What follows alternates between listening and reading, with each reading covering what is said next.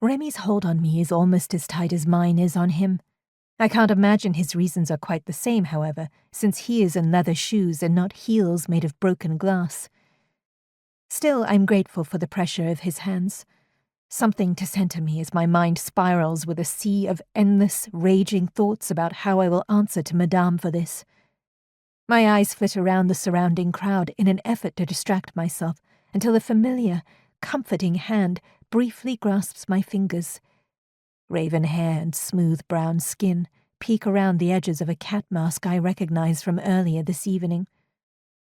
Drops have dyed her honey-colored eyes blue, but the fierce expression shining out of them is unmistakably Zaina.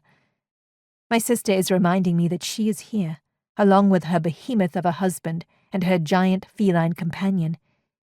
Even the three of them are no match for Madame, nor the entire royal guard, but it makes me feel just a little less alone as I make my way to the front of the room. The altar is made from delicate wrought iron, decorated with flowers carved from crimson crystals and long swathes of black silk, gently flowing around the bars. We're nearly there when the Queen's voice stops us. "What exactly are you doing, Francis?" Her objection is barely above a whisper. "Exactly what you told me to, maman," Remy answers blithely. He has still barely looked at me since he made his announcement, has given me not a single clue as to how he actually feels about this little plan of his. "That is not funny," she responds through her teeth.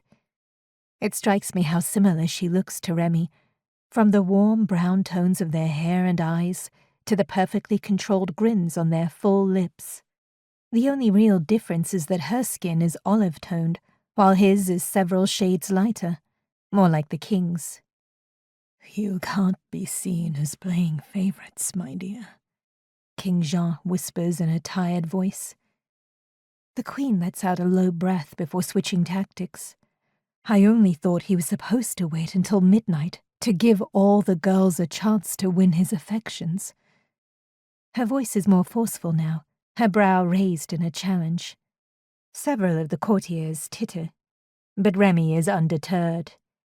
"It would be unfair to lead the other upstanding ladies on when I could never hope to hold affections for anyone else," he responds, squeezing me tighter against him. "If she accepts, of course.